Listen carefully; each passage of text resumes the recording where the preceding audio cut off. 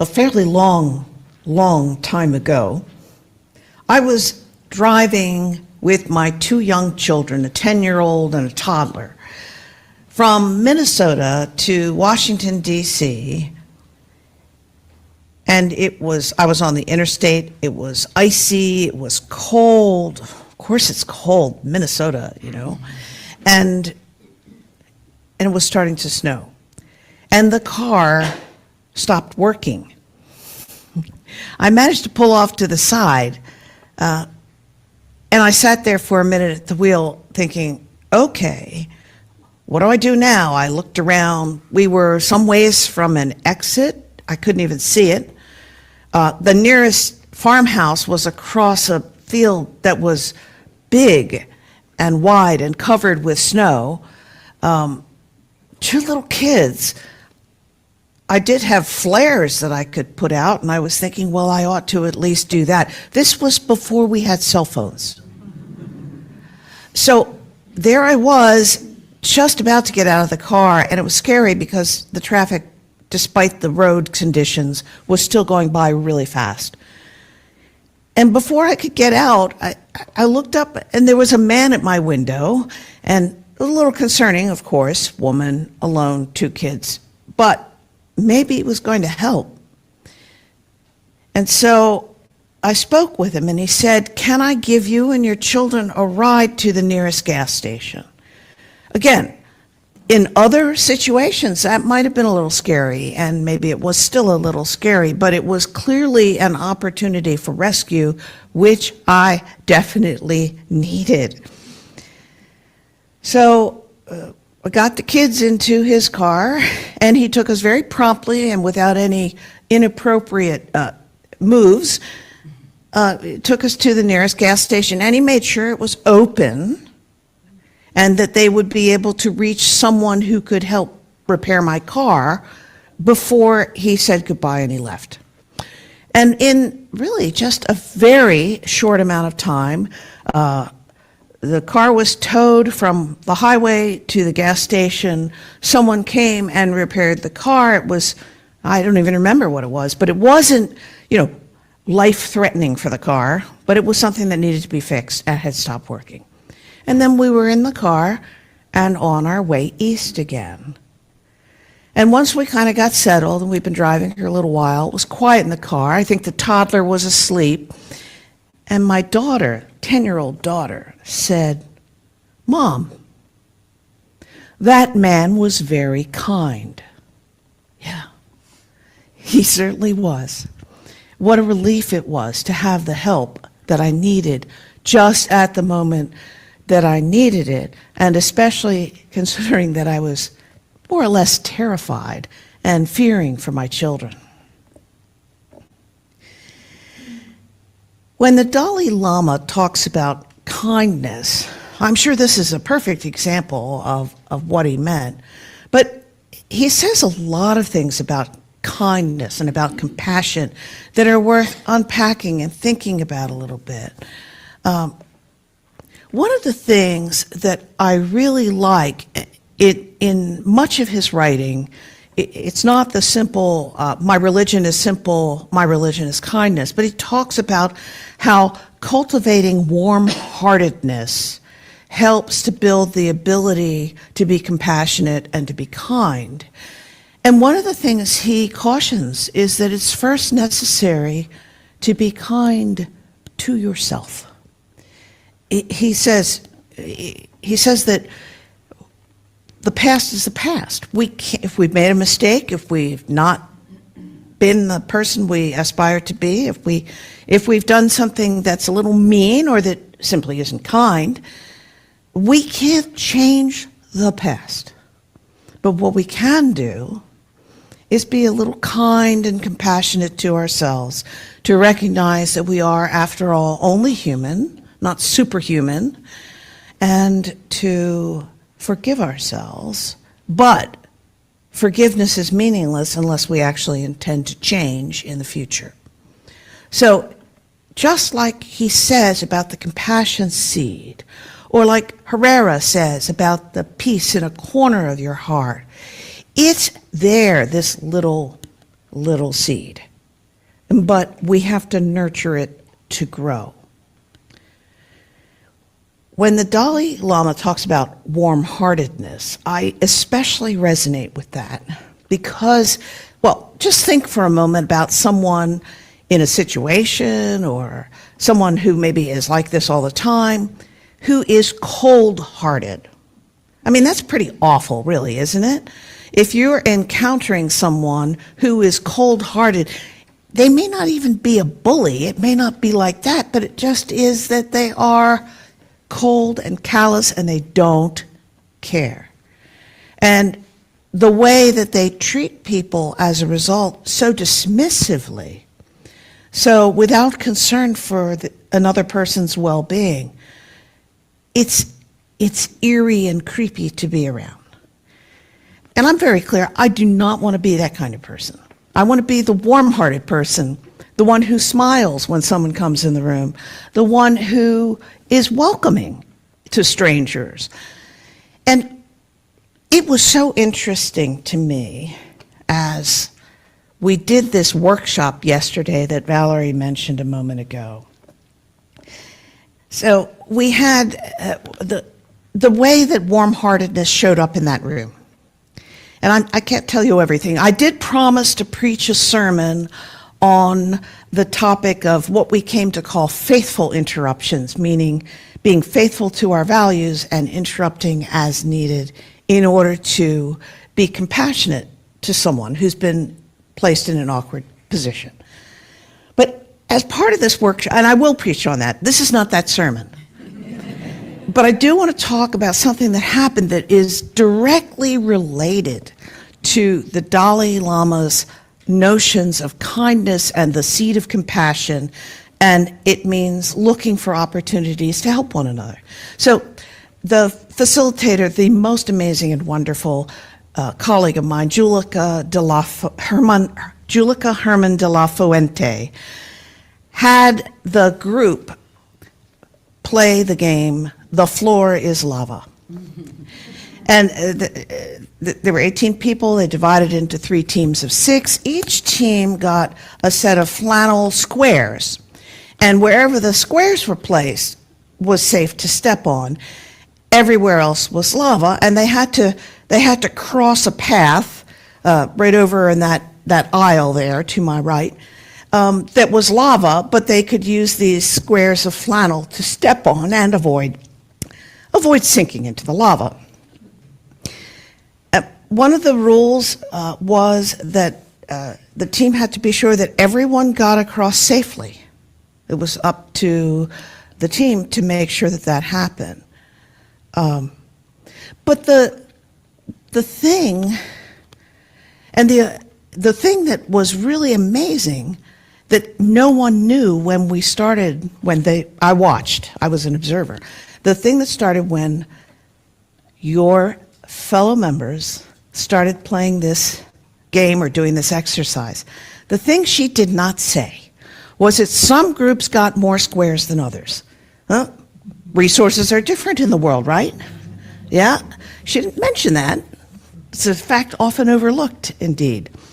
But what happened, and Julika said this has never happened before when she's done this workshop.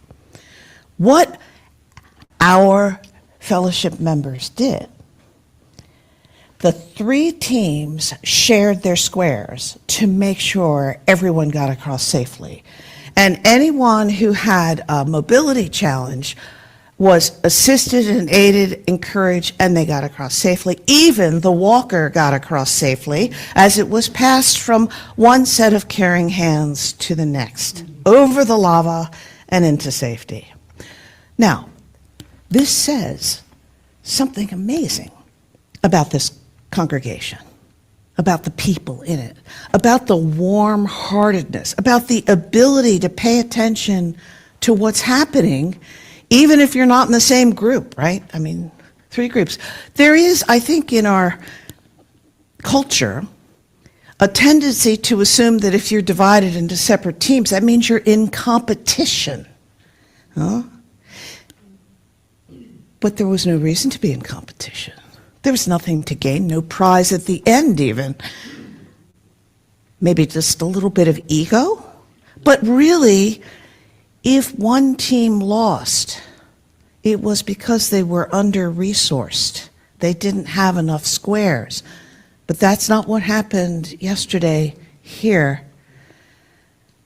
We shared the squares, helped one another, and everyone got across safely. This is an amazing metaphor for how we can be within this community, within our Unitarian Universalist community, and in the world at large. One of the topics of conversation was the need to practice with each other how to be kind during difficult moments, so that when we're out in that world where so many things are happening that shock and terrify us, we can find ways to be the compassionate, warm-hearted people our faith calls us to be.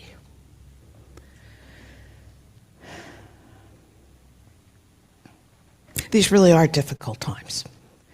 I found myself with this knowing that I was going to be preaching about compassion. I found myself over the last couple of weeks looking at the news with a different kind of eye, from a different perspective.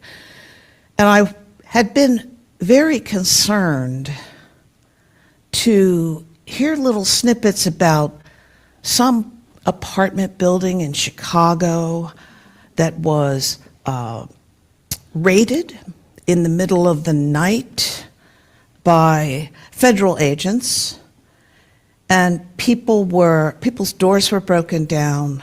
In fact, even their walls were broken through, and they were pulled out. Everyone was pulled out of the building and held either temporarily or for longer periods, we don't know, in I think it was budget rental trucks, moving vans, small moving vans that had been parked there for the purpose. Helicopters were brought in. This was really quite a big deal. And so as I was trying to find more information about this, I wanted to look at some videos, and so that I could sort of see with my own eyes what had gone on. And I did see with my own eyes the broken down doors and the broken through walls, and images of all the people gathered, all the agents gathered with, trucks and flashing lights, and the whole picture, the helicopter overhead. Quite disturbing. I don't want to talk about the legalities of this situation other than to establish as a baseline that no one is allowed to come into someone's home unless they have a warrant. That's in our Constitution. And an immigration judge can't issue a warrant that allows someone to enter into a person's home without their permission. Only a judicial warrant allows that. That means a warrant issued by a judge, a federal judge. So that's one thing. And another thing is that the warrant has to say specifically, this is actually in the words of the Constitution, the person and places to be searched. So you can't have a general warrant that says break down every door in the apartment building or search every apartment in the apartment building. It requires the naming of a person who allegedly resides at a certain address in order for the agents to have permission from the government, the Constitution, the laws, to go in there and look for the person named in the warrant. So far as I've been able to determine, none of that actually happened. They were allegedly looking for members of a gang, and who were there illegally. But there was no indication that there were any warrants for the specific people. All the residents were taken out of the building with their doors broken down, many of them.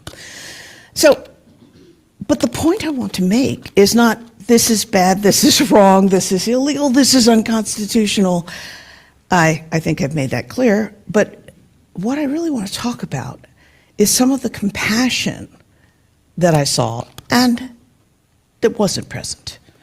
So one of the first videos I saw was a woman who was recording the gathering of vehicles with their sirens and their flashing lights. She was recording it on her phone. So I couldn't see her, I could only hear her voice, and I could see what she was saying.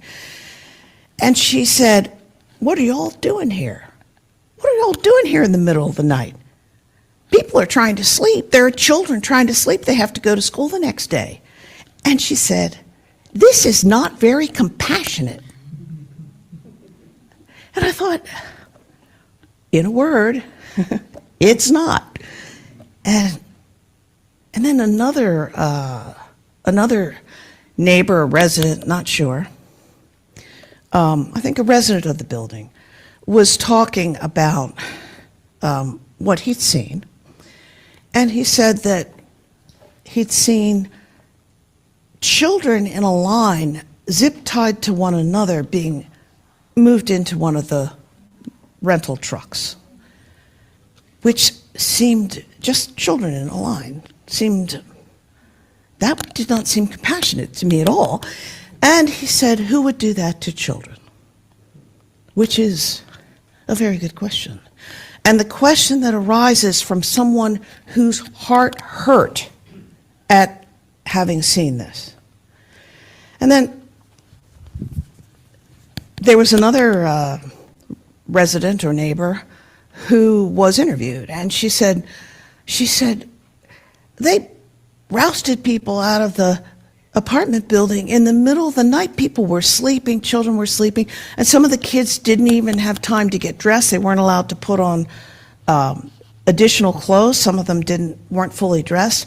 Babies in arms rushed out. And she said, that's just wrong. Who would do that to children?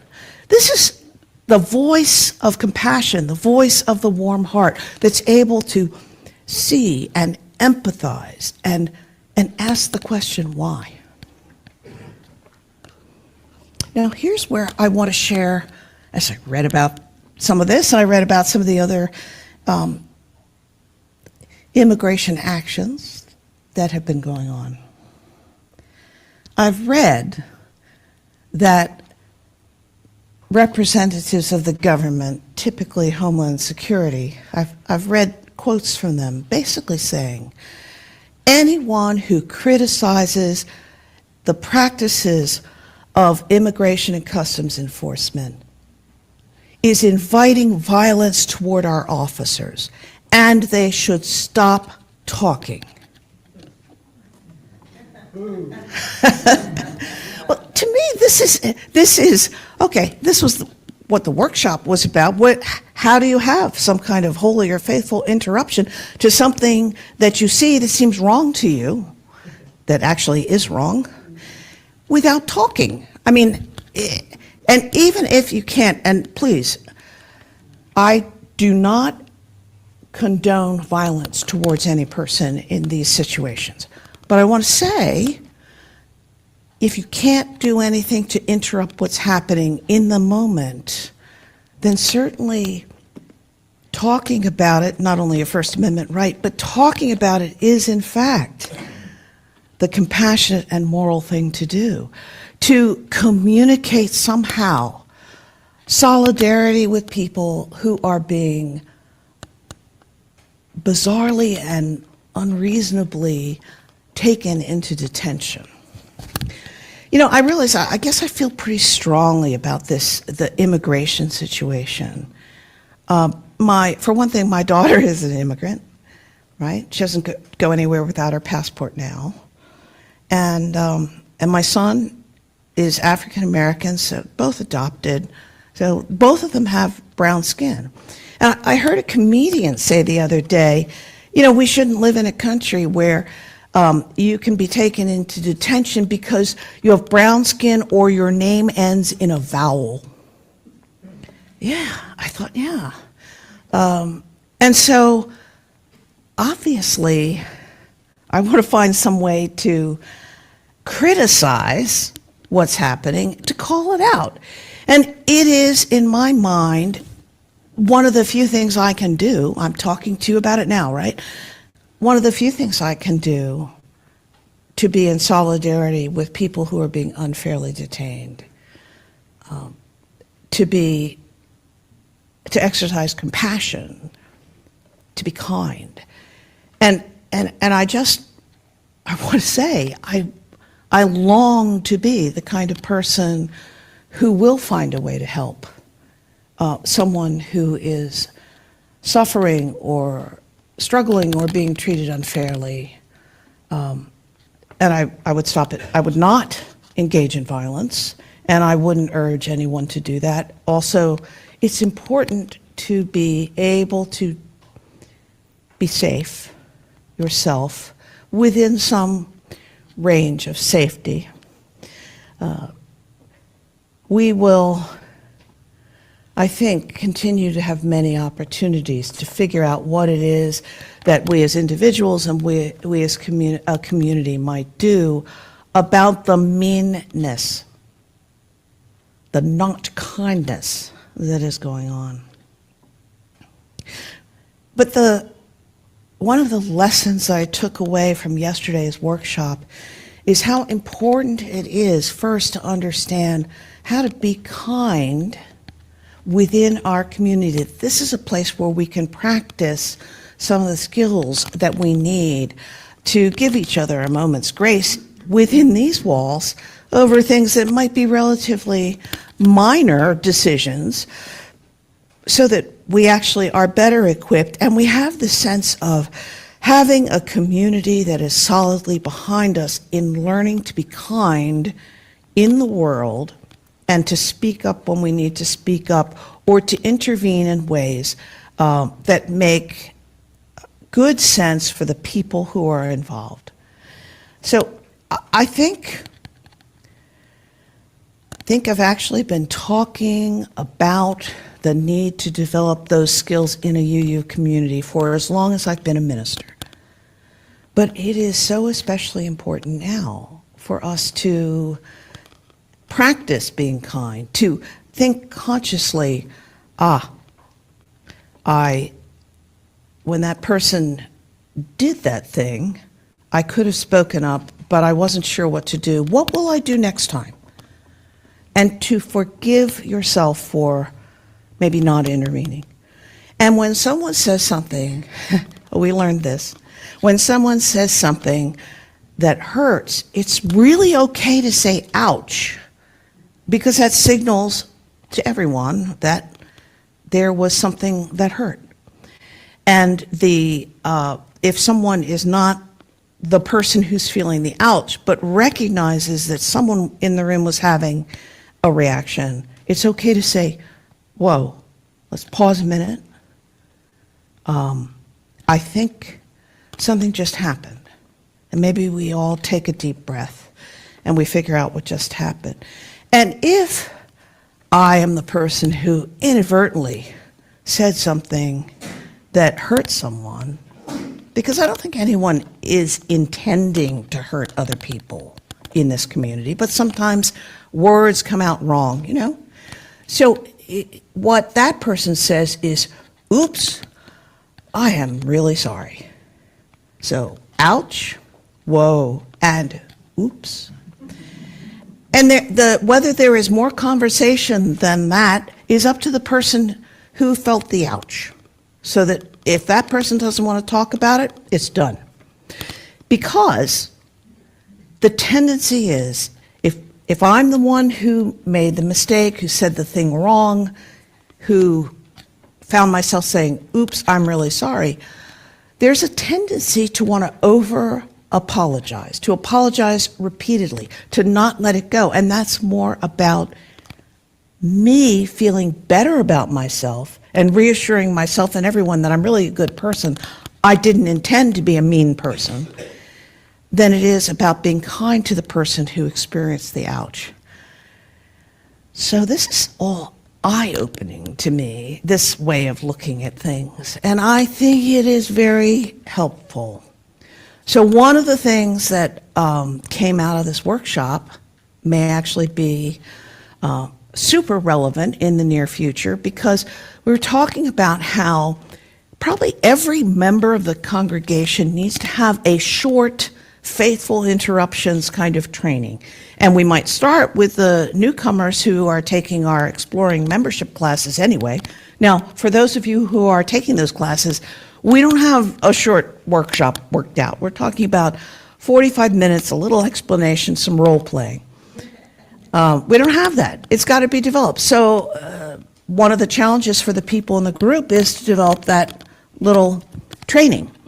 And Julika is perfectly willing to work with a group to develop the training, but the impetus for that has to come from members of the fellowship.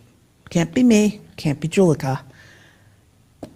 So I am welcoming and awaiting a small group of people coming to me and saying, we're ready to work on this training. Can Julika help us? And I will say yes to that. But I won't write it myself. It needs to be something that arises from the desire of members of this fellowship to be the people who have on their foreheads kindness, not meanness. The ones who are warm-hearted, not cold-hearted. We all, every one of us, can always practice kindness. We can be kind to ourselves. We can be kind to our family members. We can be kind to people in the world at large. It's not always easy to figure out what to do.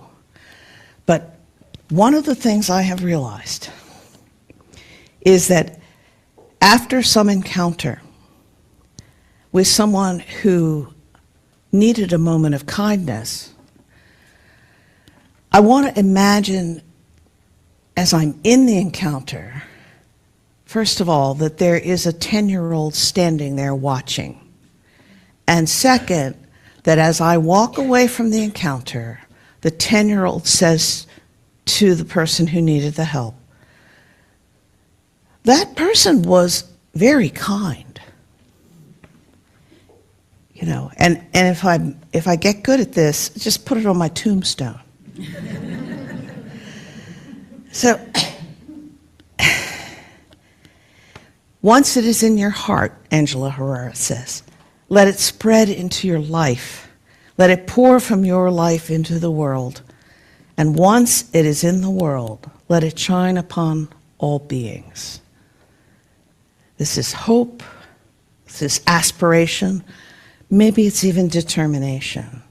But it is something each one of us can start to work on this minute. May we all do so.